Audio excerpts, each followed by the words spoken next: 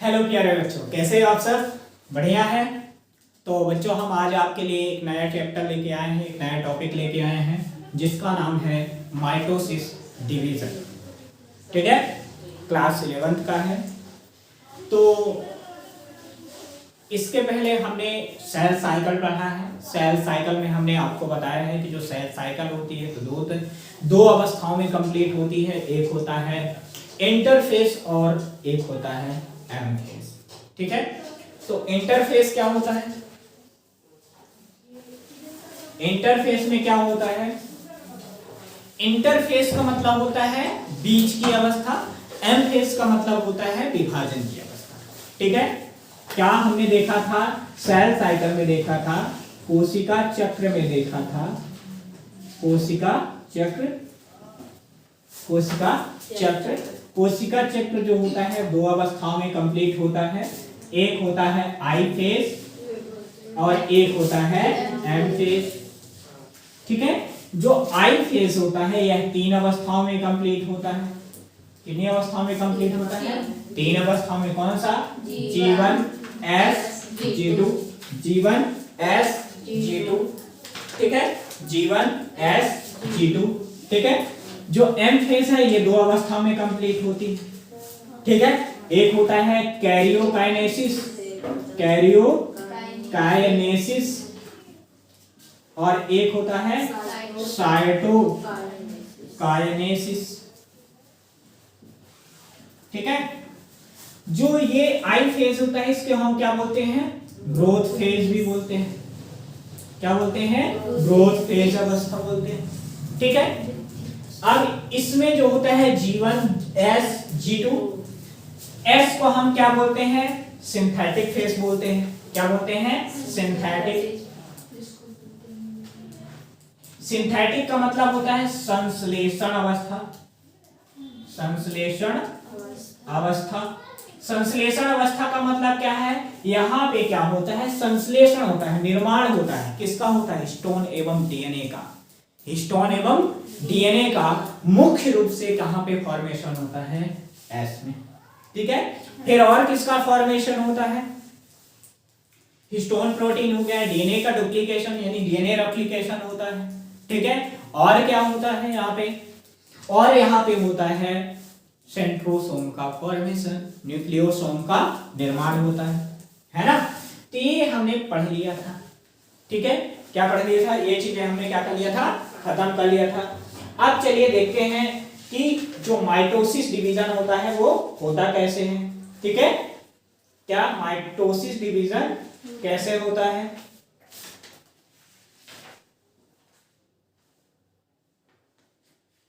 चलिए देखते हैं।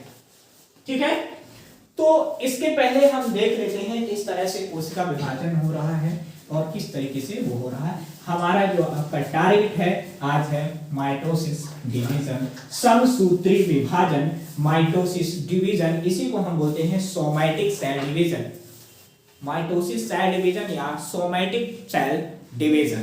ओके, तो चलिए देखते हैं। जो सोमैटिक सेल डिवीजन है ये दो अवस्थाओं में कंप्लीट हो रही है। किसमें किसमें? पहले इंटरफेज में, फिर क्या होगी? एम फेज में। तो आज हम सिर्फ डायग्रामेटिक समझाने वाले हैं आपको, यानी डायग्राम के थ्रू आपको बताने वाले हैं कि एक्चुअल में होता कैसे है। हम जो माइटोसिस डिवीजन है इसको 2 लेक्चर में कंप्लीट करेंगे। 2 लेक्चर में क्यों कंप्लीट करेंगे? जिससे आपके दिमाग में बिल्कुल क्या हो जाए? सेट हो जाए। ओके, हमारा जो मेन एम है कि आपको बहुत अच्छी तरीके से यह टॉपिक समझ में आ जाए, इसलिए हम आज सिर्फ और सिर्फ इसको डायग्रामेटिक पूरा तरीके से समझने वाले हैं। ठीक है, कि माइटोसिस डिवीजन में एक्चुअल में कौन सी प्रोसेस होती है, किस तरीके से होती है, वो हम आज देखने वाले पूरा A to Z। ठीक है, तो चलिए स्टार्ट करते हैं। स्टार्ट करने से पहले कोशिका डिवीजन, सेल डिवीजन क्या होता है ये देख लेते हैं। तो चलिए देखते हैं। पहले आप डायग्रामेटिक तरीके से पूरा समझेंगे, उसके बाद देखेंगे। चलिए देखें क्या होता है। मान लीजिए एक हम पेरेंट की बात करें, तो यदि मेल फीमेल की बात करें तो मान लीजिए कोई क्या है? मेल है। क्या है? मेल है।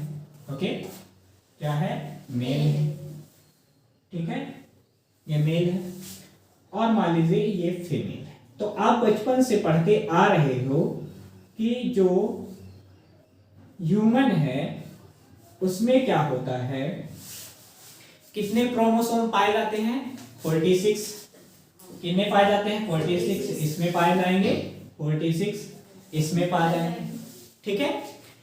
तो 46 जब इसमें पाए जाएंगे और 46 इसमें पाए जाएंगे, तो जब गैमेट फॉर्मेशन होता है, युग्मक का निर्माण होता है, तो कौन सा डिवीजन द्वारा होता है, अर्धसूत्री डिवीजन वाला। हमने आपको पढ़ा दिया है, पहले पढ़ा दिया है कि जो अर्धसूत्री विभाजन होता है वो कहाँ होता है, गैमेट फॉर्मेशन में।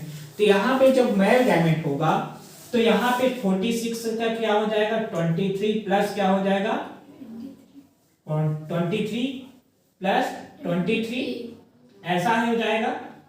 लेकिन 23 में क्या हो जाएगा, यदि मेल है तो यहाँ पे 22 प्लस एक्स वाई हो जाएगा, और यदि फीमेल होगा तो इसमें क्या होगा, 22 प्लस एक्स एक्स हो जाएगा, ठीक है।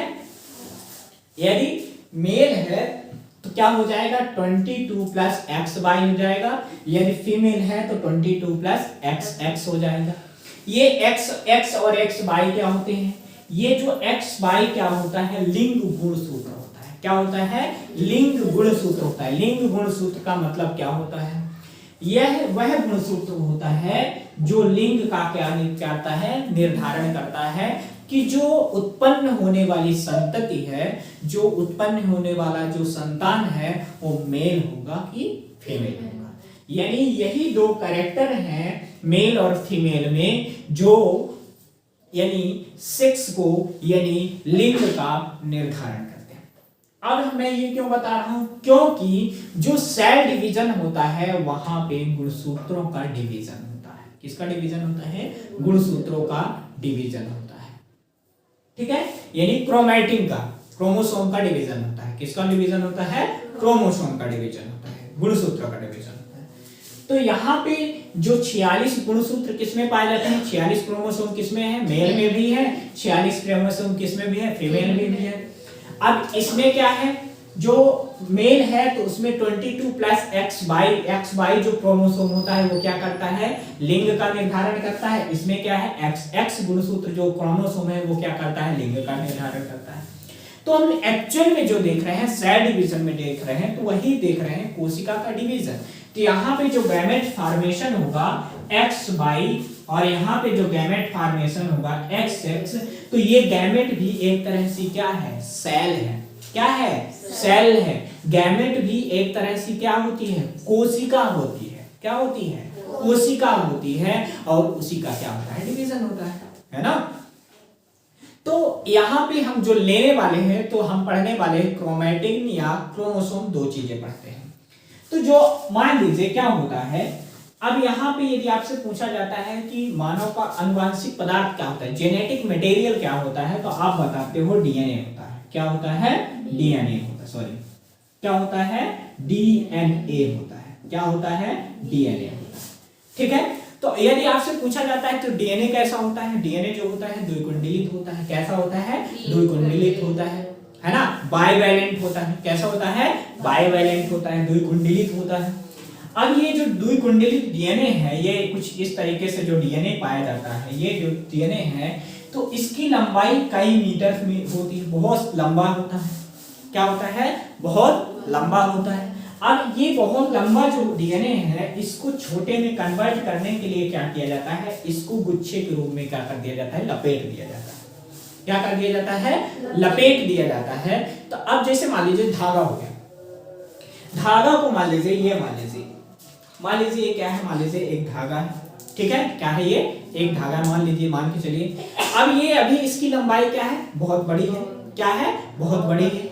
अब इसको हमें क्या करना है, छोटा करना है। क्या करना है, छोटा। यानी इसकी लंबाई हमें क्या करना है, ये बहुत लंबा है, इसको हमें किस में कन्वर्ट करना है, छोटा करना है। अब मान लीजिए इसको हम यदि जेब में डालना चाहे तो क्या ऐसे में आ जाएगा, क्या नहीं आएगा।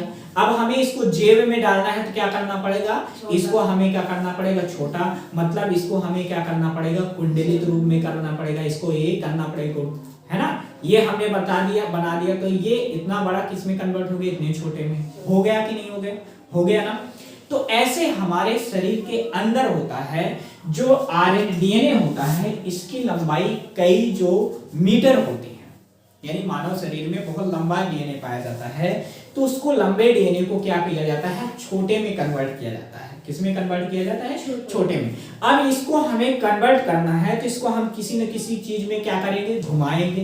किसमें क्या करेंगे, कुंडलित रूप में क्या करेंगे, बनाना है, तो हमें क्या करना है, घुमाना है। तो घुमाने के लिए क्या पाया जाता है, प्रोटीन पाया जाता है, जिसके चारों ओर इस तरह से हमने क्या कर दिया, इसको घुमा दिया। ये घुमा दिया तो किसमें कन्वर्ट हो जाएगा, छोटे भाग में कन्वर्ट हो जाएगा। तो ये छोटे गुच्छे के रूप में बन जाएगा ना, किस रूप में बन जाएगा, ये इसको हमने क्या कर दिया, छोटा कर दिया। अब ये किस में कन्वर्ट हो गया, छोटे गुच्छे के रूप में हो गया।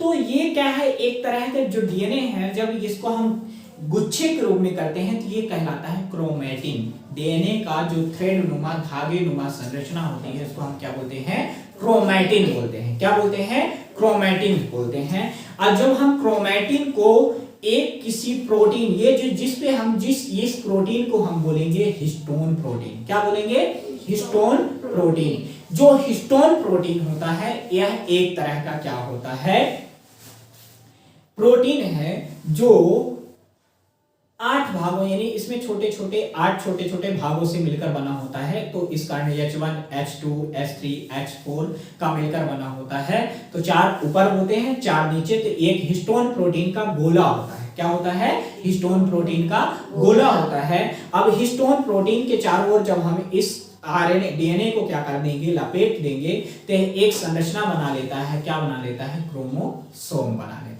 क्या बनाने लेता है, क्रोमोसोम बना लेता है। और बहुत बड़ी इसकी नॉलेज है, लेकिन शॉर्ट में हमने आपको बता दिया कि जब हम डीएनए को किसी एक विशेष यानी विशेष प्रोटीन में क्या कर देते हैं, कुंडलित कर देते हैं, तो किस में कन्वर्ट हो जाएगा, क्रोमोसोम में।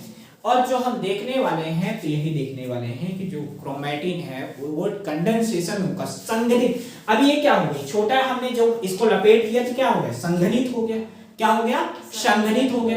और जब संघनित हो गया तो ये छोटे छोटे भागों में क्या हो गया, ये एक अलग से संरचना का फॉर्मेशन कर लिया ना, है ना। तो ये अलग तरीके से संरचना बना लेगा, ठीक है। तो इसको हम क्या बोलेंगे, क्रोमोसोम बोलेंगे। क्या बोलेंगे, क्रोमोसोम बोलने लगे, ठीक है। एक्चुअल में जो है छोटी थोड़ी सी नॉलेज आपको दे रहा हूं, इसका जो टॉपिक है अलग ही से है, लेकिन जो हमें जो चाहिए वो सिर्फ हम बता रहे हैं आपको, क्या चाहिए हमें, क्या चीज की जरूरत है वो बता रहे हैं, ठीक है। अच्छा, तो चलिए देखते हैं कि आगे किस तरीके से हो रहा है। इसके पहले जो हमने आपको पढ़ाया था, ये 2 चीजें समझ में आई कि नहीं आए, कि जो किसका डिवीजन होगा, क्रोमोसोम का डिवीजन होगा, है ना। तो चलिए देखते हैं कि किस तरीके से होता है, वो प्रोसेस देख लेते हैं, ठीक है। अब जैसे देखो, हमने देखा था, मान लीजिए माइटोसिस हो रहा है, तो माइटोसिस 2 अवस्थाओं में कंप्लीट होगा। एक अवस्था क्या होगी, क्या होगी, आई फेज। क्या होगी, आई फेज,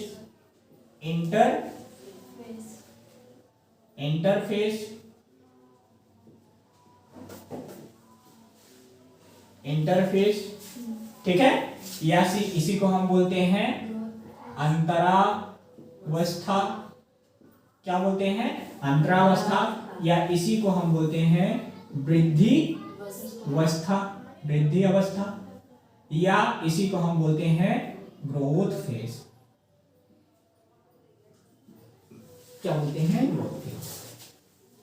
ये क्या होती है, डिविजनल फेज। क्या होती है, डिविजनल फेज, एम फेज, या कि डिविजनल फेज।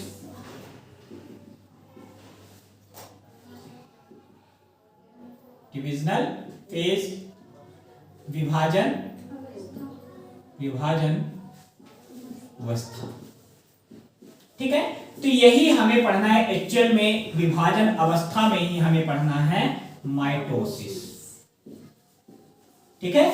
जो आपको डिफरेंस दिखेगा, जो अंतर दिखेगा, तो आपको कहां पे दिखने को मिलेगा, डिविजनल फेज में इंटरफेज जो होगी तो ये माइटोसिस और मियोसिस की दोनों की क्या होगी, समान होगी। कैसी होगी, समान होगी, एक तरह से बिल्कुल होगी। इंटरफेज जो होगी माइटोसिस डिवीजन और मियोसिस डिवीजन दोनों में एक समान होगी, लेकिन जो ये डिविजनल फेज है तो माइटोसिस और मियोसिस में दोनों में अलग अलग तरीके से क्या होगी, सेल डिवाइड होगी।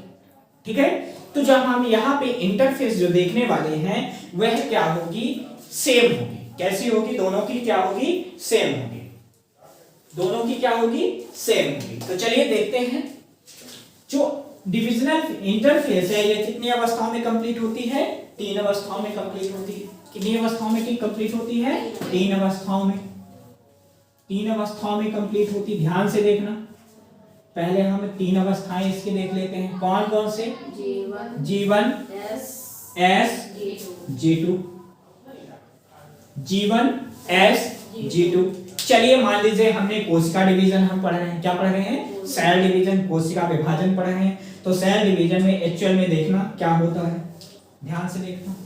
मान लीजिए ये क्या है, कोशिका है, कोई क्या है, कोशिका।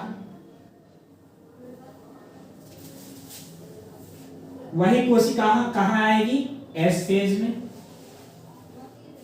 ठीक है, अब वही कोशिका कहां आएगी, G2 फेज में।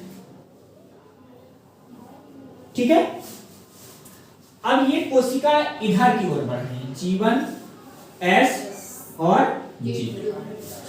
ठीक है, अब कोशिका है तो कोशिका के अंदर क्या पाया जाएगा, केंद्रक पाया जाएगा, पाया जाएगा कि नहीं। अब इसके अंदर ये क्या होता है, केंद्रक होगा। इसमें भी क्या होगा, केंद्रक होगा। ठीक है, क्या होगा, केंद्रक होगा। और इसमें भी क्या होगा, केंद्रक होगा। ठीक है, क्या होगा, केंद्रक होगा। तो हमने आपको बताया था, जब हमने आपको सेल साइकिल हमने पढ़ाया है, यदि जिन्होंने सेल साइकिल नहीं पढ़ा है तो उसको अच्छे से पहले देख लेंगे, वीडियो देख लेंगे, उसके बाद माइटोसिस डिवीजन देखेंगे। क्यों, क्योंकि सेल साइकिल आपने नहीं पढ़ा है तो ये अच्छे से समझ में आने वाला नहीं। ठीक है, हमने ये पढ़ा था कि यहाँ पे जो होता है, आपने पढ़ा है कोशिका के केंद्रक, कोशिका में क्या पाया जाता है, सेंट्रोसोम पाया जाता है। पाया जाता है कि नहीं पाया जाता है, पाया जाता है। जो कोशिका विभाजन का क्या करता है, कार्य करता है, सेंट्रोसोम या सेंट्रियोल जिसको बोलते हो, पढ़े हो, है ना। तो सेंट्रोसोम कहां पाया जाएगा, यहां पाया जाएगा। अभी आपने पढ़ा है ये क्या होता है, सेंट्रोसोम होता है। पढ़ा है कि नहीं पढ़ा है, पढ़ा है। सेंट्रोसोम कोशिका संरचना आपने पढ़ा है ना, कोशिका संरचना होता है। अभी क्या है, ये एक सेंट्रोसोम है। ठीक है, और इसमें जो ये क्रोमैटिक धागे हैं अभी ये क्या है, बिखरे बिखरे। मान लीजिए ये अभी कितना है, 2 ये है और 2 ये है। मान लीजिए 4 है, मान लीजिए 2 ये है और मान लीजिए 2 ये है। ठीक है, मान लीजिए ये क्या है, डीएनए है। ठीक है, क्या है, डीएनए है। अब डीएनए जो आगे जाएगा तो क्या हो जाएगा, उसका क्या हो जाएगा, डीएनए का रेप्लिकेशन होगा। आपने पढ़ा है सिंथेसिस, संश्लेषण अवस्था। मतलब आपने यहाँ पे हमने बताया था कि इसमें जो होता है जीवन क्या होती है, वृद्धि अवस्था होती है, यानी इसमें जो सेल ऑर्गेनेल्स है उनकी क्या हो जाएगी, ग्रोथ हो जाएगी, डुप्लीकेशन हो जाएगा, है ना। फिर हमने ये भी बताया था कि इसमें आरएनए नॉन हिस्टोन प्रोटीन का फॉर्मेशन होता है। फिर हमने ये भी बताया था कि यहाँ पे जो डीएनए रेप्लिकेशन के लिए आवश्यक एंजाइम है उनका फॉर्मेशन होगा। ठीक है, अब देखिए यहाँ पे सेंट्रोसोम कितना है, 1 है। कितना है, 1 है। सेंट्रोसोम कितने हैं, 1 है। ठीक है, कितना है, 1 है। अब देखो आगे जाएगा तो क्या हो जाएगा, सेंट्रोसोम का क्या हो जाएगा, डुप्लीकेशन। क्या हो जाएगा, डुप्लीकेशन। डुप्लीकेशन का मतलब क्या है, एक सेंट्रोसोम है तो कितने सेंट्रोसोम बन जाएंगे, 2। सिंथेसिस हो जाएगी, संश्लेषण हो जाएगी, कितने सेंट्रोसोम बन जाएंगी, 2। कितने सेंट्रोसोम बन जाएंगी, 2। अभी ध्यान से देखना, यहां पे क्या हो जाएगा, डुप्लीकेशन। क्या हो जाएगा, डुप्लीकेशन। डुप्लीकेशन का मतलब होता है इसकी एक और कॉपी बन जाएगी। क्या बन जाएगी, इसकी एक और कॉपी बन जाएगी। यहाँ पे डीएनए कितने हैं, यहाँ पे 2 है ये, 2 है ये, तभी कितने हैं 4। यहाँ पे अभी कितने डीएनए हैं 4। कितने डीएनए हैं 4। तो यहाँ पे कितने हो जाएंगे 8। क्यों? क्योंकि यहाँ पे क्या हो रहा है डुप्लीकेशन, रेप्लिकेशन। डीएनए का क्या होता है एस में क्या होता है रेप्लिकेशन। तो यहाँ पे अभी कितने डीएनए थे 2, अब कितने हो जाएंगे 4। अभी तक कितने थे 2, अब कितने हो जाएंगे 4। अभी तक थे 2 डीएनए, अब कितने हो गए 4 डीएनए। तो यहाँ पे डीएनए का क्या हो गया रेप्लिकेशन। मतलब यदि जीवन में यदि डीएनए की संख्या 2 है तो जीएस में क्या हो जाएगी डीएनए की संख्या कितनी हो जाएगी, डीएनए की संख्या कितनी हो जाएगी 4 हो जाएगी। क्या हो जाएगी 4 हो जाएगी। लेकिन क्रोमोसोम की संख्या नहीं बढ़ेगी, क्रोमोसोम की संख्या क्या रहेगी वही रहेगी, क्रोमोसोम की संख्या वही रहेगी। डीएनए की संख्या बढ़ती है, क्रोमोसोम की संख्या नहीं बढ़ती है। ठीक है। अब यही जो डीएनए है तो यहाँ पे आएगा, कहाँ पे आएगा आगे की ओर बढ़ेगा। तो आपने देखा था कि जो इसमें क्या होता है जब जीवन G2 में आता है तो ये जो सेंट्रोसोम होते हैं, ये क्या होता है सेंट्रोसोम जो होता है तो ये क्या करेंगे विपरीत ध्रुवों की ओर क्या करने लगेंगे चलना प्रारंभ कर देंगे। किधर की ओर चलना प्रारंभ करेंगे विपरीत ध्रुवों की ओर, मतलब विपरीत दिशा में। कहां पे विपरीत दिशा में। यानी एक यदि ये वाला जो है तो यदि ये नीचे की ओर गति करेगा तो ये वाला किधर की ओर गति करेगा इधर की ओर गति करेगा। तो अभी जो है यहाँ पे ये हुआ सेंट्रोसोम, एक ये है और दूसरा क्या हो जाएगा, इसको थोड़ा सा जगह बना दे।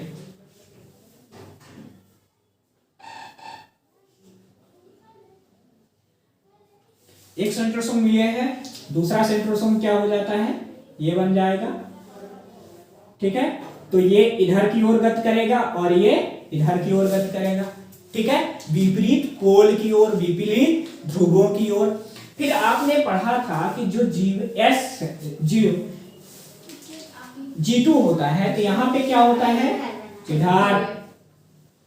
इधर देखना, ये क्या था डीएनए था, डीएनए रेप्लिकेशन हो गया है। क्या हो गया है डीएनए रेप्लिकेशन हो गया है। लेकिन आपने पढ़ा था कि जो G2 अवस्था होती है यहाँ पे ट्यूब्यूलिन प्रोटीन का फॉर्मेशन होता है। किसका फॉर्मेशन होता है ट्यूब्यूलिन प्रोटीन का। ट्यूब्यूलिन क्या करेगी स्पिंडल फाइबर का निर्माण करेगा। ट्यूब्यूलिन प्रोटीन क्या करेगा स्पिंडल फाइबर का निर्माण करेगा। तो यहाँ पे मान लीजिए ये क्या बन गए ट्यूब्यूलिन प्रोटीन हो गया। क्या हो गया मान लीजिए ये क्या है ट्यूब्यूलिन प्रोटीन हो गया। मान लीजिए ये क्या है ट्यूब्यूलिन प्रोटीन है। क्या है ट्यूब्यूलिन प्रोटीन है जो आगे जा किसका फॉर्मेशन करेंगे स्पिंडल फाइबर का। मान लीजिए ये क्या है ट्यूब्यूलिन प्रोटीन है। क्या है ट्यूब्यूलिन प्रोटीन है। एक किसमें हम देख रहे हैं G2 में देख रहे हैं। यानी सेल डिवीजन की अभी क्या चल रही है प्रिपरेशन चल रही है, तैयारियां चल रही है। सेल डिवीजन के लिए क्या क्या आवश्यक है उसके पहले एलिमेंट्स का क्या हो रहा है फॉर्मेशन हो रहा है। देखिए सेल डिवीजन जब ही होगा जब क्या होगा सेंट्रोसोम होगा। तो आपने देखा कि जीवन में सेंट्रोसोम की संख्या 1 थी तो G2 में आके कितनी हो गई 2, मतलब रेप्लिकेशन हो गया। आपने देखा कि यदि जीवन में डीएनए की संख्या 2 है तो G2 में आगे में आके क्या हो गई 4 हो गई। फिर और आगे जैसे यानी G2 में आए तो वहां पे क्या हो गया ट्यूब्यूलिन का फॉर्मेशन, ट्यूब्यूलिन प्रोटीन का फॉर्मेशन हो गया। यानी ट्यूब्यूलिन प्रोटीन क्या करेगा स्पिंडल फाइबर का क्या करेगा फॉर्मेशन करेगा। स्पिंडल फाइबर का मतलब होता है तर्क तंतु का क्या करेगा निर्माण करेगा। क्या करेगा तर्क तंतु का निर्माण करेगा। तो यहाँ पे कोशिका विभाजन की संपूर्ण तैयारी क्या हो चुकी है हो चुकी है। ठीक है। तो चलिए देखते हैं यदि हम इनके नाम की बात करें ये जो है माइटोसिस डिवीजन हम अलग से ही देखेंगे पूरा वो है। लेकिन इसके पहले हम ये बता रहे हैं कि यहाँ पे तैयारी किस तरीके से सेल डिवीजन की हो रही है। ठीक है। तो यहाँ पे आप देख रहे हो बिल्कुल धागे के समान, मैंने यहाँ पे इसलिए ये दिखाया है जिससे आपको समझ में आ जाए एक्चुअल में क्या होता है। ये बिल्कुल धागे की नुमा क्या होती है, संरचना होती है। कैसी होती है, धागे की नुमा जो होती है संरचना होती है। ठीक है, इतना समझ में आ रहा कि नहीं आ रहा? मतलब ये जो डीएनए है ये एक दूसरे में क्या होंगे, उलझे हुए होंगे। कैसे होंगे, उलझे हुए होंगे। ठीक है, यानी बिल्कुल गोले के समान संरचना होगी। यदि मान लो यदि आपको कहीं देखोगे तो इसकी संरचना कुछ ऐसी दिखेगी, इसकी संरचना कैसी दिखेगी, कुछ ऐसी दिखेगी। फिर इसकी भी संरचना कुछ ऐसी ही दिखेगी। ये तो मैंने समझाने के लिए बताया। इसकी भी संरचना कुछ ऐसी दिखेगी। ठीक है, यहां भी क्या होगा, डीएनए की संरचना कुछ ऐसी उलझी हुई दिखेगी। यहां भी ऐसे ही डीएनए की जो संरचना है बिल्कुल उलझे हुए दिखेगी। ये यहां भी क्या हो जाएगी, उलझी हुई दिखेगी। ये इस तरीके से उलझी हुई दिखेगी। ठीक है, एक्चुअल में ऐसी संरचना होती है। वो तो हमने इसलिए बताया कि आपको क्या हो जाए, समझ में आ जाए। तो समझ में आ गया। स्टार्टिंग में मैंने इसीलिए वो वाला डायग्राम बनाया था, अब मैंने उसमें चेंजेस कर दिया। अब समझ में आया कि क्यों बनाया था। अब जैसे यदि डीएनए की संख्या मान लीजिए ये इसमें 2 डीएनए है, मान लीजिए इसमें 2 है, तो इसमें आके क्या हो जाएगी, 4 होगी। सेंट्रोसोम की संख्या 1 थी तो कितनी हो गई, 2। अब यहाँ पे आके उसी चीज का क्या हो गया, फॉर्मेशन हो गया, निर्माण हो गया। ठीक है, अब देखो आगे क्या होता है, यानी जो सेल डिवीजन के लिए आवश्यक जो विभिन्न प्रकार के एलिमेंट है उनका क्या हो चुका है, फॉर्मेशन हो चुका है। क्या हो चुका है, फॉर्मेशन हो चुका है। अब आगे क्या होंगे, इनमें सेल डिवीजन की प्रोसेस स्टार्ट होगी। क्या होगी, सेल डिवीजन की प्रोसेस स्टार्ट। ठीक है, इतना समझ में आया कि नहीं आया? अब इसमें क्या होता है, ये वाला जो होता है इसको हम क्या बोलेंगे, सेंट्रोसोम बोलेंगे। क्या बोलेंगे, सेंट्रोसोम बोलेंगे। क्या बोलेंगे, सेंट्रोसोम बोलेंगे। इसको मैं डिवाइड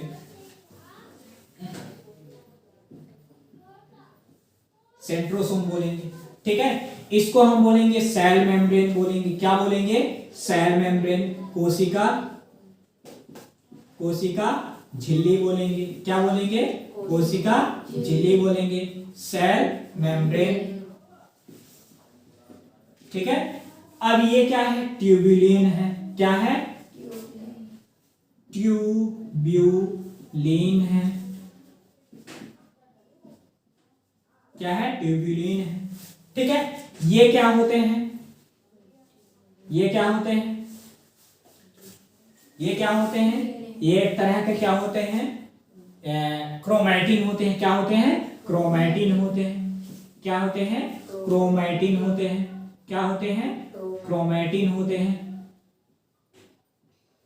क्रोमैटिन थ्रेड होते हैं, या फिर क्रोमैटिन धागे होते हैं। ऊपर ये क्या है, सेंट्रोसोम होते हैं। अब केंद्रक के अंदर क्या है, साइटोप्लाज्म। हाँ, एक चीज और, इसमें ये वाली क्या होती है, केंद्रक झिल्ली होती है। क्या होगी, केंद्रक झिल्ली होगी। क्या होगी, केंद्रक झिल्ली होगी। क्या होगी, केंद्रक झिल्ली होगी। ठीक है, न्यूक्लियस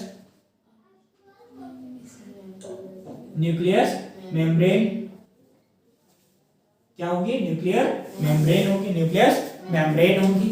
इतना समझ में आया कि नहीं आया? आ गया। तो यहाँ पे जो आगे परिवर्तन देखने को मिलेगा आपको इन्हीं सब में क्या होगा, देखने को मिलेगा। ठीक है, तो चलिए स्टार्ट करते हैं। अब एक्चुअल में जो माइटोसिस डिवीजन होता है वो देखते हैं, उसका डायग्राम देखते हैं कि उसके डायग्राम किस तरीके से।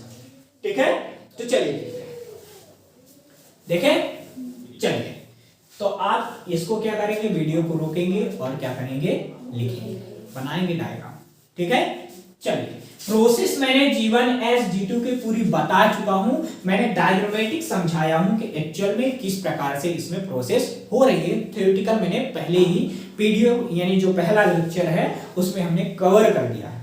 उसमें हमने डायग्रामेटिक इसमें समझाया हूं कि G1 में S G2 में एक्चुअल में डायग्राम में यदि समझते हो कि किस प्रकार से होती है।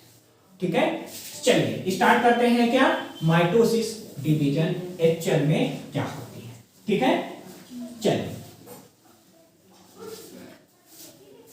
तो हमने क्या देख लिया, इंटरफेज देख लिया, यानी ग्रोथ अवस्था देख लिया। क्या देख लिया, ग्रोथ फेज देख लिया। ठीक है, क्या देख लिया, ग्रोथ फेज देख लिया। ठीक है। तो ग्रोथ फेज में हमारे, यदि हम ग्रोथ फेज में देखें तो उसको हम पहले देखो, ये माइटोसिस डिवीजन है, ठीक है। माइटोसिस डिवीजन कितने अवस्थाओं में कंप्लीट होगा? 2 अवस्थाओं में। पहले क्या होगा? कैरियोकाइनेसिस, फिर उसके बाद क्या होगा? साइटोकाइनेसिस। क्या होगा? कैरियोकाइनेसिस, उसके बाद क्या होगा? साइटोकाइनेसिस। तो हम पहले क्या देखते हैं? कैरियोकाइनेसिस। पहले क्या देखते हैं? कैरियोकाइनेसिस, ठीक है। तो चलिए देखते हैं। ये हम पहले देखें, ये क्या था? ये G2 था। क्या था? G2 था। आपने G2 में देखा, आपने G2 में देखा कि जो क्रोमैटिन धागे हैं वो एक दूसरे में क्या है? उलझे हुए हैं। कैसे हैं? उलझे हुए हैं, बिल्कुल उलझे, बिल्कुल धागे में क्या है? जो उलझे हुए हैं। इस तरीके से क्या है? उलझा हुआ धागा है ये, ठीक है। इसमें आपने देखा, क्या देखा? इसमें जो सेंट्रोसोम होता है, एक ये होता है और दूसरा ये होता है, ठीक है। सेंट्रोसोम के चारों ओर, ये मान लीजिए सेंट्रोसोम है, इसके चारों ओर ये जो हमने बनाया है, ये एक तरह की किरण होती है जो स्पिंडल फाइबर का क्या करेगी? फॉर्मेशन करेगी। इसको हम बोलते हैं एस्टर रे। एस्टर रेस, एस्टर रेस बोलते हैं, ठीक है। क्या बोलते हैं? एस्टर रेस बोलते हैं। चलिए देखें, ठीक है। फिर यहां पे आपने देखा था कि यहां पे किसका फॉर्मेशन हुआ था? ट्यूबुलिन प्रोटीन का। किसका फॉर्मेशन हुआ था? ट्यूबुलिन प्रोटीन का, जो आगे क्या करेगा? स्पिंडल फाइबर का क्या करेगा? फॉर्मेशन करेगा। क्या करेगा? स्पिंडल फाइबर का फॉर्मेशन करेगा। इतना समझ में आता है कि नहीं आता है? अच्छा, तो अब हम देखते हैं आगे की ओर, क्या प्रोफेज, मेटाफेज, एनाफेज, टीलोफेज, ठीक है। तो पहले हम क्या देखते हैं? प्रोफेज। क्या देखते हैं? प्रोफेज। फर्स्ट जो है हमारा क्या है? प्रोफेज। प्रोफेज,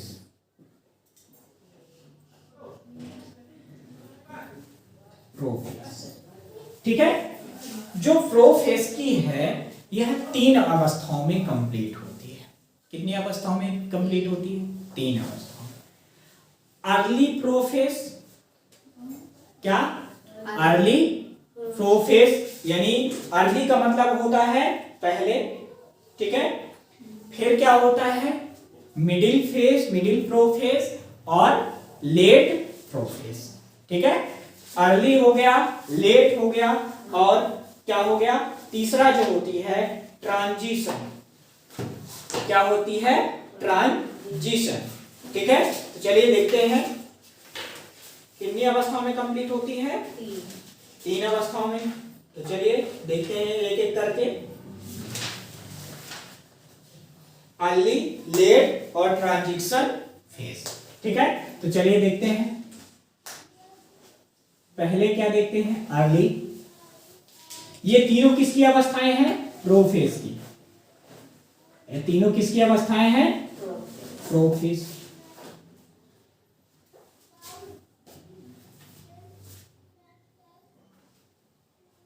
आपको तीनों में क्या होंगी? अलग अलग चीजें नजर आएंगी। बड़ा हो गया क्या?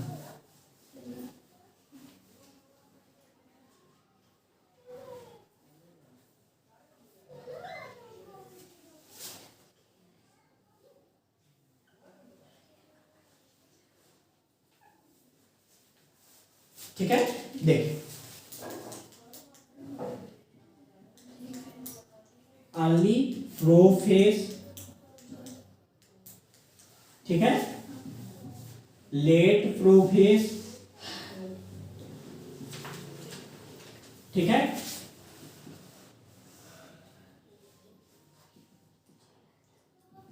Transition prophase.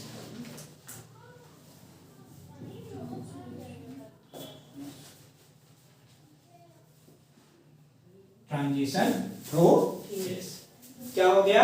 ट्रांजिशन प्रोफेज, इतना समझ में आया? Early prophase, late prophase, transition prophase. ठीक है, चलिए।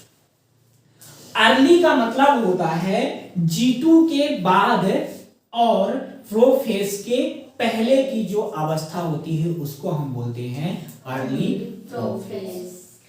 फिर प्रोफेज जो होती है यानी ट्रांजिशन जो प्रोफेज होती है मेटाफेज के पहले और लेट प्रोफेज के बाद की जो अवस्था होती है उसको हम बोलते हैं ट्रांजिशन प्रोफेज। प्रोफेज अवस्था कंप्लीट होने के पहले और अर्ली प्रोफेज के बाद की जो अवस्था होती है उसको हम बोलते हैं लेट प्रोफेज। ठीक है, तो इन तीनों अवस्थाओं में होता क्या है? इसमें जो आप देख रहे हो ये क्रोमैटिन देख रहे हो, ये देखो क्रोमैटिन, ये क्या होते हैं? देखो यहाँ पे ये जो होते हैं क्या होते हैं? सेंट्रोसोम होते हैं। क्या होते हैं?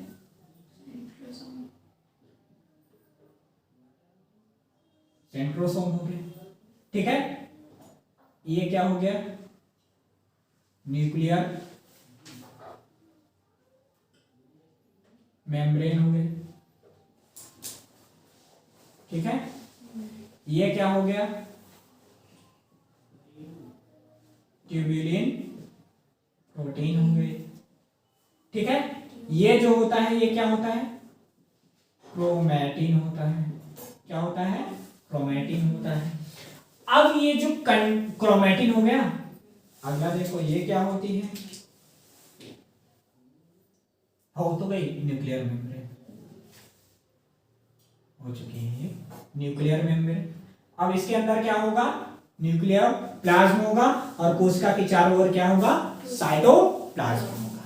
ठीक है, अब देखो जो अर्ली प्रोसेस होती है ये ऐसी प्रोसेस चलेगी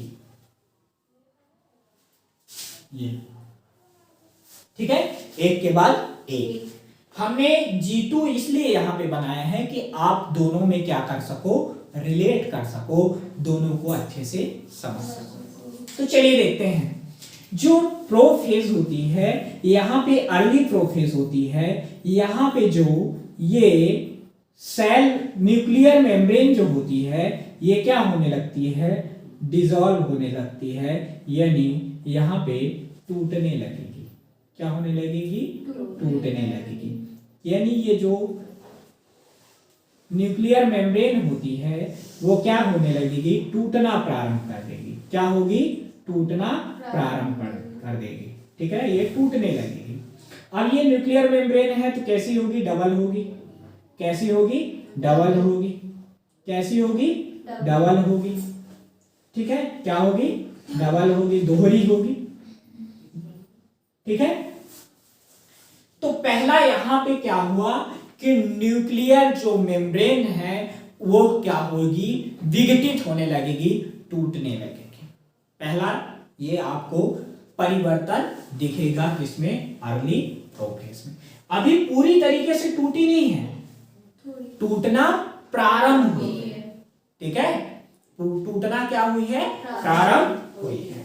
ठीक है, फिर दूसरी बात यहां पे जो सेंट्रोसोम है, ये जो सेंट्रोसोम है, ये जो सेंट्रोसोम है यह जो होंगे विपरीत ध्रुवों की ओर गति करने लगेंगे। ये एक इधर की ओर गति करेगा तो दूसरा इधर की ओर। ठीक है, तो दोनों विपरीत दिशा की ओर, दूसरे विपरीत दिशा की ओर क्या कर देंगे? गति करना प्रारंभ कर देंगे। क्या करना प्रारंभ कर देंगे? गति करना प्रारंभ कर देंगे। दूसरा परिवर्तन नजर आया आपको? समझ में आया? यानी जो ये क्या जो सेंट्रोसोम होंगे तो वो क्या करेंगे? विपरीत पोल की ओर क्या करने के? मूवमेंट स्टार्ट होगा, गति स्टार्ट होगा।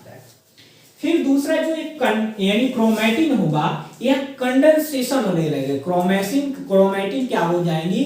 कंडेंसेशन होने लगेगी। कंडेंसेशन का मतलब होता है संघनित होने लगेगी। कैसी होने लगेगी? संघनित। जैसे मैंने बताया था कि मान लीजिए क्रोमैटिन है, अब ये क्या होने लगेगी? ये एक दूसरे से क्या होने लगेगी? गुथने लगेगी, यानी एक निश्चित संरचना बनाएंगी। वो क्या कहलाएगा? क्रोमोसोम बनाएगा। क्या बनाएंगे? क्रोमोसोम बनाएंगे। क्या बनाएगी? क्रोमोसोम बनाएगी। इतना समझ में आ रहा कि नहीं आ रहा? आ रहा। यानी इसमें मान लीजिए यदि क्रोमोसोम बनाती हैं तो कैसे बनाएंगी? मान लीजिए ये अभी बना नहीं है, कंप्लीट नहीं हुआ है, बनना प्रारंभ हुआ, तो अभी कुछ बचा है, कुछ भाग बचा रहेगा। क्या रहेगा? कुछ भाग क्रोमोसोम बनने के लिए क्या रहेगा? बचा रहेगा। यानी प्रारंभ हुआ है तो अभी प्रोसेस क्या हुई? प्रारंभ हुई, तभी कुछ प्रोसेस में कुछ बची रहेगी। ये है, देख रहे हो, इसका एक भुजा जो है बची हुई है, दूसरी भुजा कंप्लीट हो गई, एक भुजा जो हो गई कंप्लीट हो गई, एक क्या है? बची हुई है। ठीक है, यहां पे इस तरह से, पहले इस तरह से थी तो ये क्या हो गई? इस तरह से हो गई। ठीक है, यानी यह कंडेंसेशन हो गया, यानी यह संघनित होकर एक निश्चित आकार लेना प्रारंभ कर देंगे। इतना समझ में आया कि नहीं आया? आ गया। यहां पे अर्ली प्रोफेज में। अब क्या होगा? लेट प्रोफेज में क्या होगा? जो ये क्रोमैटिन यानी जो सेल मेम्ब्रेन है, यह लगभग क्या हो जाएगी? डिसॉल्व हो जाएगी, घुल जाएगी। यानी यह जो सेल मेम्ब्रेन अभी इतना यहाँ पे दिख रही है, तो यहाँ पे जो होगी कुछ ऐसी दिखना प्रारंभ हो जाएगी। ऐसी दिखना क्या हो जाएगी? प्रारंभ हो जाएगी। अब ये क्या थी? दोहरी झिल्ली युक्त थी। क्या थी? दोहरी झिल्ली युक्त थी। ये दोहरी दिखेगी, है ना? ठीक है। अब ये जो सेंट्रोसोम थे तो कहां जा रहे थे? विपरीत ध्रुवों की ओर। तो अभी यहां थे तो अब कहां आ जाएंगे? लगभग यहां पे आ जाएंगे। यहां भी ये कहां आ जाएगा? यहां आ जाएगा। ठीक है, विपरीत पोल की ओर क्या कर रहे हैं? गति कर रहे हैं, तो कहां आ जाएंगे? यहां आ जाएंगे। ठीक है, अब ये दोनों जो कंडेंसेशन हो रहा था तो अभी भी कंप्लीट क्या हुआ है? नहीं हुआ है। तो अभी भी इसका कुछ भाग अभी क्या है? बचा रहेगा। ये ठीक है, कुछ भाग अभी क्या है? बचा हुआ है। देखो यहाँ पे ये कंप्लीट हो गया, यहाँ पे अभी ये क्या है? बचा हुआ है। इतना समझ में आ रहा है कि नहीं आ रहा? आ रहा। तो ध्यान से देखना आप। ये हुआ, ये हुआ। ठीक है, अब यहां पे आप देख रहे हो कि जो सेल मेम्ब्रेन है वह क्या होती है? बहुत ज्यादा मात्रा में क्या हो चुकी होती है? घुल चुकी होती है। ठीक है, डिसॉल्व हो चुकी होती है। ठीक है, अब जो क्रोमैटिन है वो उसका कंडेंसेशन यानी संघनन लगभग क्या होने लगता है? पूर्ण होने लगता है। दूसरी बात, जो ये जो होते हैं सेंट्रोसोम, या क्या करने लगते हैं? एस्टर रेस का क्या करने लगते हैं? फॉर्मेशन प्रारंभ कर देते हैं। किसका फॉर्मेशन प्रारंभ कर देते हैं? एस्टर रेस का। किसका फॉर्मेशन प्रारंभ कर देते हैं? एस्टर रेस का। एस्टर रेस का किसका निर्माण प्रारंभ कर देते हैं? Ester race. एस्टर रेस क्या होती है? तर्कतंतु का निर्माण क्या कर देते हैं? प्रारंभ कर देते हैं। क्या कर देते हैं? प्रारंभ कर देते हैं। अब तर्कतंतु क्या होते हैं? कुछ इस तरीके से संरचना बनती है जो क्या क्या बनाएगी? ये तर्कतंतु बनाएगा। ये ठीक है, ये आगे जाके क्या बनाएंगे? तर्कतंतु बनाएंगे। क्या बनाएंगे? तर्कतंतु बनाएंगे। क्या बनाएंगे? तर्कतंतु बनाएंगे। ठीक है, अभी भी इनका अपने पोल की ओर मूवमेंट क्या है? चालू है। ठीक है, अब जो ट्रांजिशन जो फेस होती है, ट्रांजिशन जो प्रोफेस होती है, यहाँ पे जो दोनों सेंट्रोसोम है ये दोनों अपने कहाँ पहुंच जाते हैं? पोल पर पहुंच जाते हैं। दोनों अपने कहाँ पहुंच जाते हैं? पोल पर पहुंच जाते हैं। पोल का मतलब क्या होते हैं? ध्रुव पर पहुंच जाते हैं। कहां पर पहुंच जाते हैं? ध्रुव का पहुंच जाते हैं। ध्रुव पर पहुंच जाते हैं। दोनों और क्या करते हैं? दोनों तर्कतंतु का निर्माण करते हैं। किसका निर्माण करते हैं? तर्कतंतु का। ये चारों ओर क्या करेंगे? अपने एस्टर रेस का क्या करेंगे? फॉर्मेशन करेंगे। किसका फॉर्मेशन करेंगे? एस्टर रेस का। फिर दोनों क्या करेंगे? तर्कतंतु का निर्माण करेंगे। किसका निर्माण करेंगे? तर्कतंतु का। किसका निर्माण करेंगे? तर्कतंतु का। इस तरीके से किसका निर्माण करेंगे? तर्कतंतु का निर्माण करेंगे इस तरीके से। लेकिन इसमें ये जो आप देख रहे हो क्या, जो गुणसूत्र ये जो क्रोमैटिन है अब किसमें कन्वर्ट हो जाएंगे, क्रोमोसोम में। किसमें कन्वर्ट हो जाएंगे, क्रोमोसोम में। ये जो होते हैं किसमें कन्वर्ट हो जाएंगे, क्रोमोसोम में। यहाँ पे कितने हैं, 4। यहाँ पे देखो, चलो ये जो स्टर रेस है इसको हम दूसरे कलर से बना देते हैं जिससे आपको समझ में आ जाए। ओके, ये जो तर्क तंतु है इसको हम कैसे बना देते हैं, दूसरे कलर से बना देते हैं। चलिए देखें, चलिए देखो, अब यहाँ पे जो क्रोमोसोम है ये जो है तो इनका जो कंडेंसेशन जो हो जाएगा वो क्या हो जाएगा, कंप्लीट हो जाएगा। कंडेंसेशन क्या हो जाएगा, कंप्लीट हो जाएगा। कंडेंसेशन का मतलब होता है संघनन क्या हो जाएगा, पूर्ण हो जाएगा। सॉरी, यहाँ पे जो ये क्या थे, क्रोमोसोम थे, क्रोमैटिन था, इनका कंडेंसेशन क्या हो जाएगा, कंप्लीट हो जाएगा।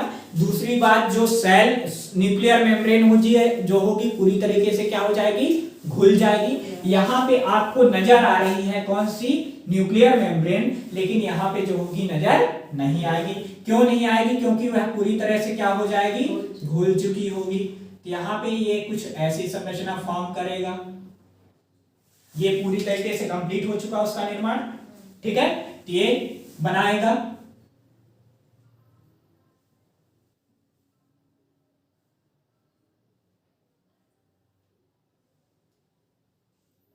ठीक है, और किसका निर्माण करेगा, तर्कतंतु का। किसका निर्माण करेगा, तर्कतंतु का निर्माण करेगा। ये तर्कतंतु एक इधर से इधर आएगी, एक इधर से इधर आएगी, एक इधर से इधर आएगी, एक इधर से इधर आएगी और एक होगी ये होगी। ठीक है, अच्छा देखना, एक इधर से इधर, ठीक है, यहां से एक इसको जोड़ रही है और एक इसको जोड़ रही है, ठीक से बना देते हैं। ठीक है, इसको मिटा के अच्छे से बना देते हैं तो सही रहेगा।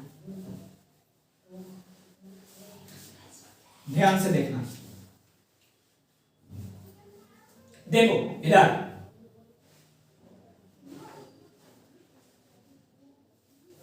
एक ये हो गई, ठीक है, दूसरा यहां पे बनेगा, ठीक है,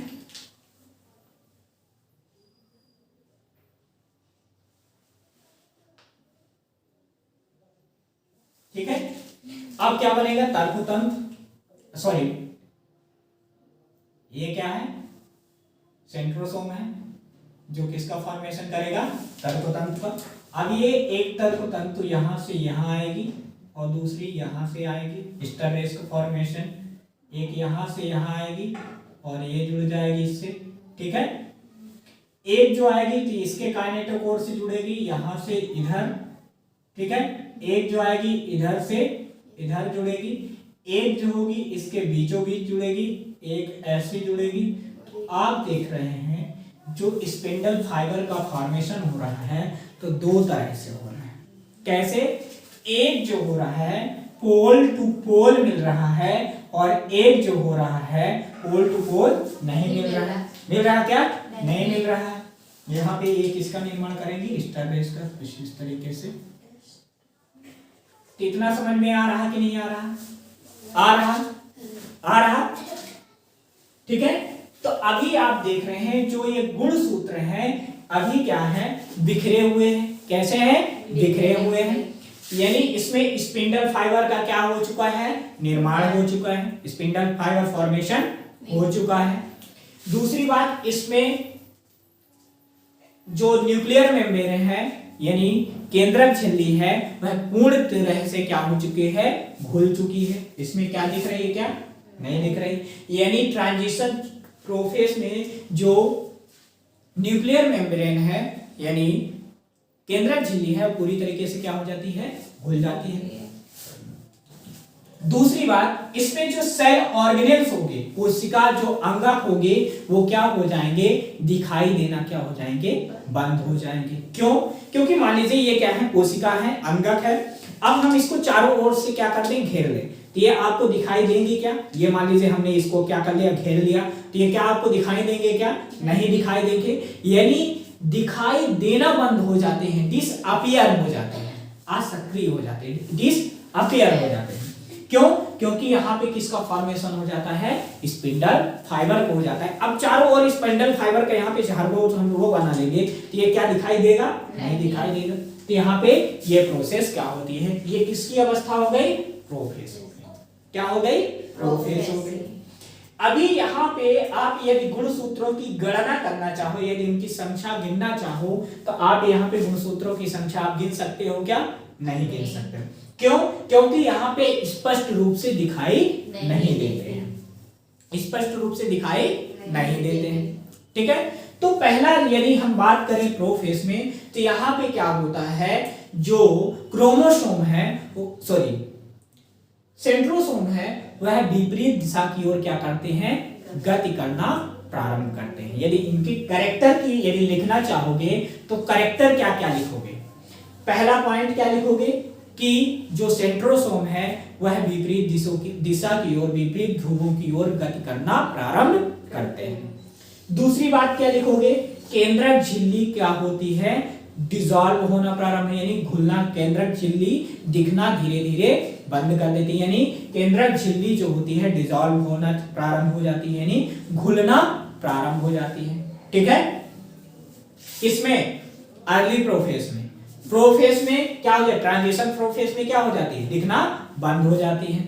फिर क्या करोगे, जो तर्क तंतु का निर्माण क्या हो जाता है, प्रारंभ हो जाता है, तर्क तंतु का निर्माण हो जाता है, क्या हो जाता है, तर्क तंतु निर्माण हो जाता है, तर्क तंतु का क्या हो जाता है, फॉर्मेशन हो जाता है। ये देख रहे हैं, तो यहाँ पे प्रोफेस की ये अवस्थाएं होती हैं डायग्रामेटिक।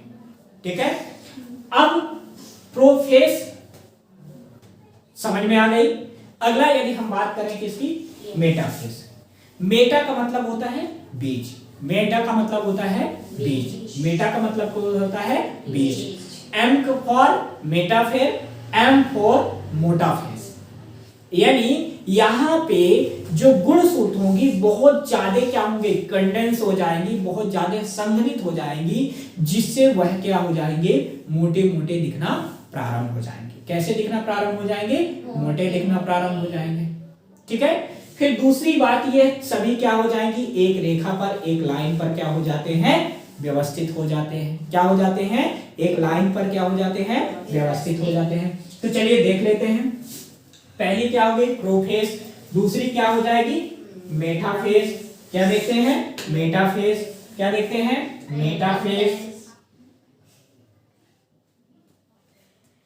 क्या देखते हैं, मेटाफेस, क्या देखते हैं, मेटाफेस। ठीक है, मेटाफेस देखें, चल देखो मेटाफेस में क्या होता है।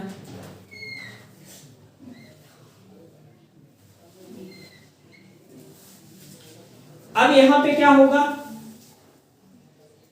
तर्क तंतु का निर्माण तो हो चुका है,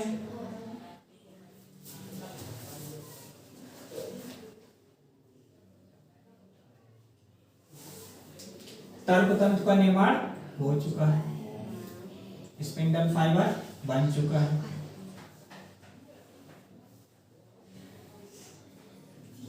ये क्या हो गए, तर्क तंतु हो गए। ठीक है, अब क्या होता है, यहां पे क्या होता है, ये जो क्रोमोसोम होते हैं, गुणसूत्र जो होते हैं, एक लाइन पर क्या होते हैं, व्यवस्थित हो जाते हैं। कैसे, ये देखो,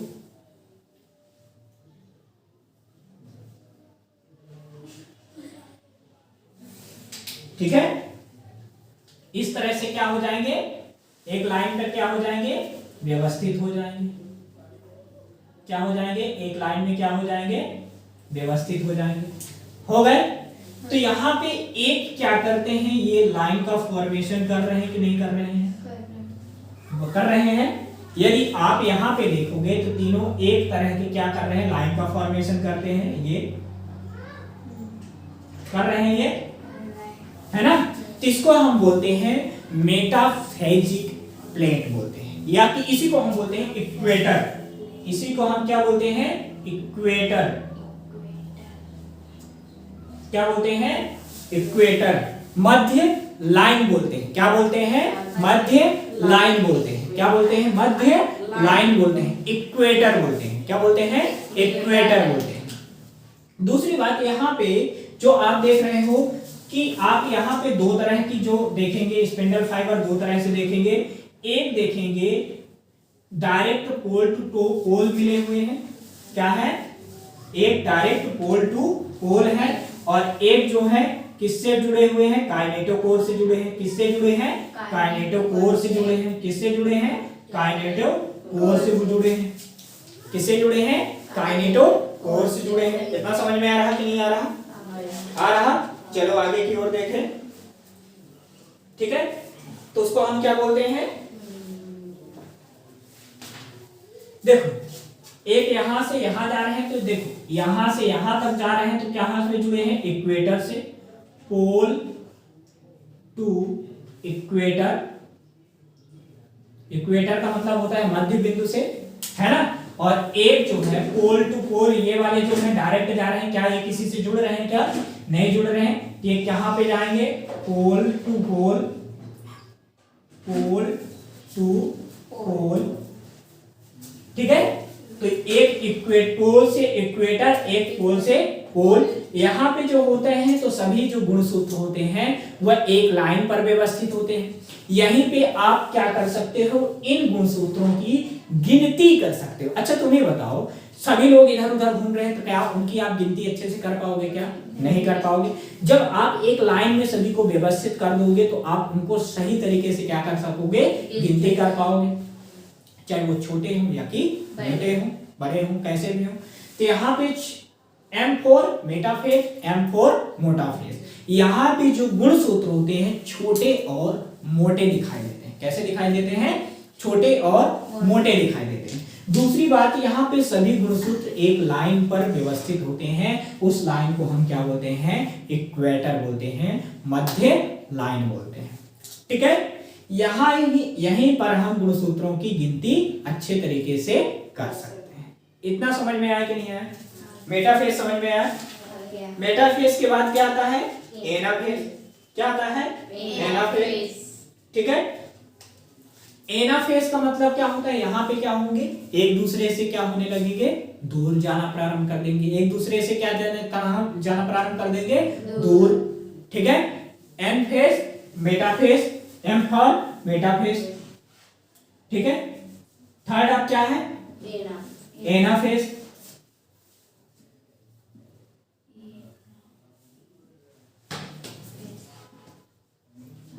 एनाफेज,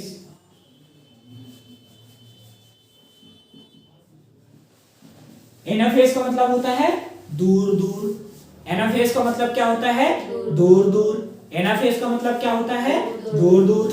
मतलब इनका जो काइनेटोकोर होता है वो क्या हो जाएगा, दो भागों में डिवाइड हो जाएगा। काइनेटोकोर क्या होगा, दो भागों में डिवाइड हो जाएगा। कितने भागों में डिवाइड हो जाएगा, दो भागों में डिवाइड हो जाएगा।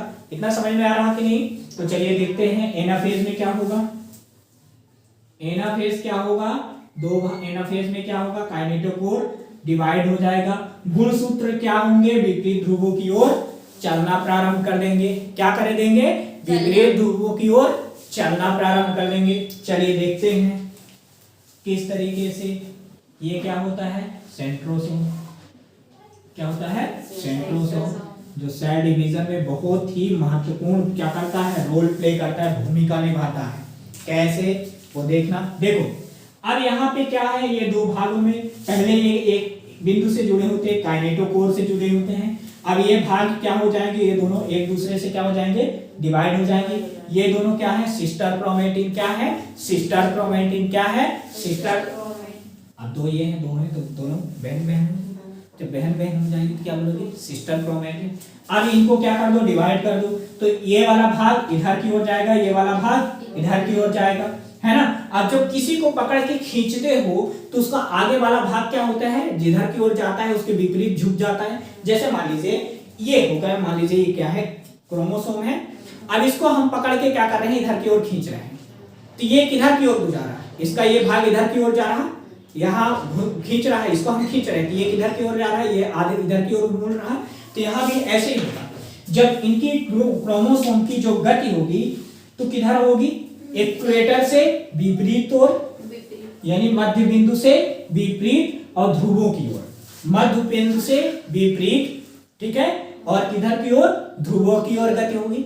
मध्य बिंदु से इक्वेटर से विपरीत दिशा में, यानी डिफरेंस जो डायरेक्शन में, और इक्वेटर के विपरीत ओर और पोल की ओर।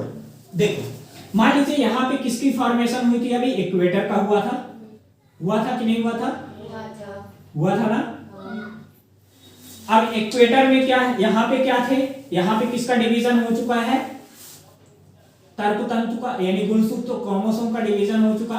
अब ये जब डिवाइड होंगे तो इनकी जो आर्म होंगी, भुजाएं होंगी, तो किधर की ओर गति करेंगी, विपरीत ध्रुवों की ओर। तो ऐसे गति करेंगी कि नहीं करेंगी? इसका एक भुजा इधर की ओर गति करेगा, पोल के विपरीत दिशा में करेंगी, पोल के विपरीत दिशा में करेंगी, पोल के विपरीत दिशा में करेंगी।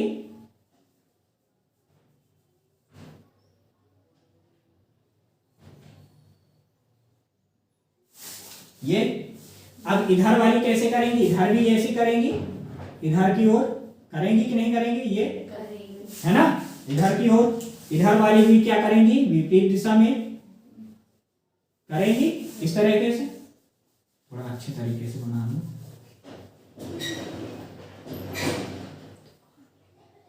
ये ठीक है।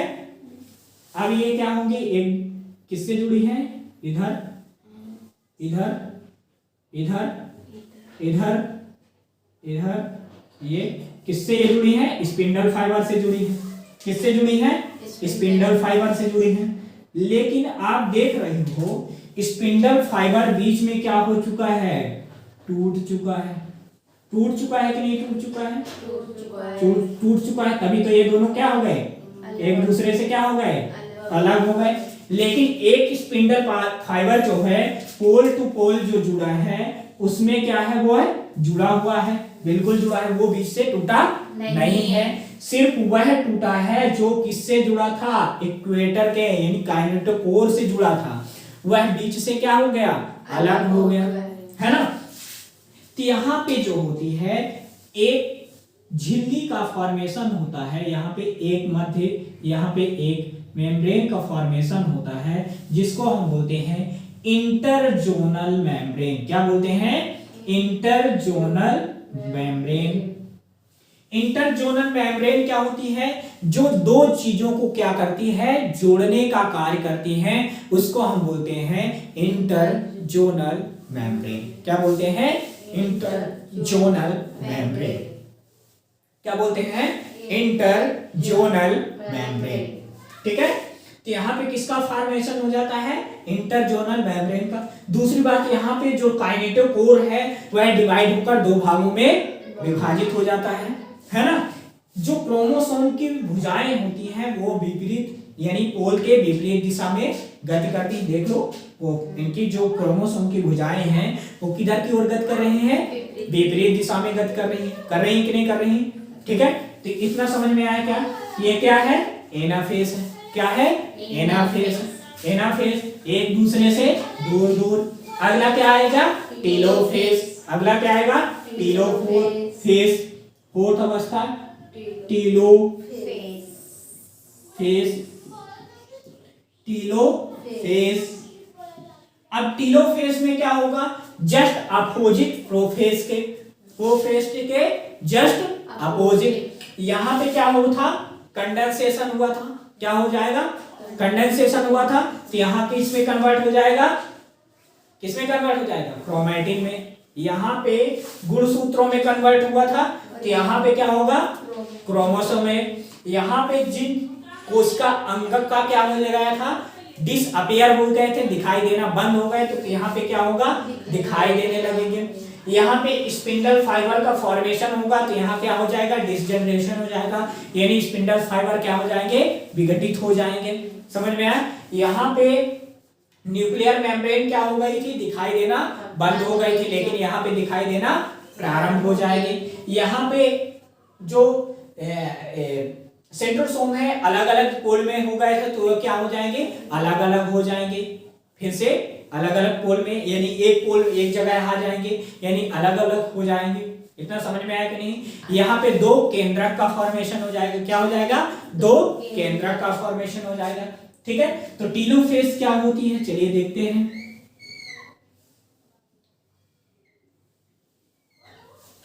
देखिए, एक ये हो गई, दो हो गई, ठीक है, दो केंद्रक हो जाएंगे, दो केंद्रक का फॉर्मेशन हो जाएगा। टीलोफेज में क्या होता है? दो केंद्रक का फॉर्मेशन हो जाता है। यहाँ पे ये क्या होता था? सेंट्रोसोम होता, सॉरी गलत, सेंट्रोसोम यहाँ होगा ना, बाहर होगा, यहाँ भी सेंट्रोसोम बाहर होगा, केंद्रक के बाहर होगा। अब यहाँ पे जो क्रोमैटिन पहले क्या हो गई थी? अलग अलग हो गई थी। क्या हुई थी? यानी संघनित हो गई थी। क्या हो गई थी? संघनित हो गई थी। तो यहाँ पे कैसे हो जाएगी? जैसे मैंने वहां पे पहले बताया था, कैसे हो जाएंगी? ये इस रूप में फॉर्मेशन हो जाएगा, इस रूप में हो जाएंगी, और ये वाली कैसी हो जाएंगी? ऐसे हो जाएंगी। हो जाएंगी कि नहीं हो जाएंगी? हो जाएंगी। यहाँ भी क्या हो जाएगा? वैसे हो जाएगा, क्रोमैटिन के रूप में कन्वर्ट हो जाएंगी। किसमें कन्वर्ट हो जाएंगी? क्रोमैटिन में कन्वर्ट हो जाएंगी। ठीक है, यहां पे अभी सिर्फ केंद्रक दो बने हैं, कोशिका द्रव्य विभाजन नहीं हुआ है। यानी कोशिका द्रव्य विभाजन अब हम जो होंगे नेक्स्ट क्लास में पढ़ेंगे। तो ये क्या था? प्रोफेज। प्रोफेज में कितनी अवस्थाएं? तीन, early prophase, late prophase, transition prophase. ठीक है, फिर क्या होता है? मेटाफेज, फिर क्या होता है? एनाफेज, और फिर क्या होता है? टीलोफेज। इतना समझ में आया कि नहीं आया?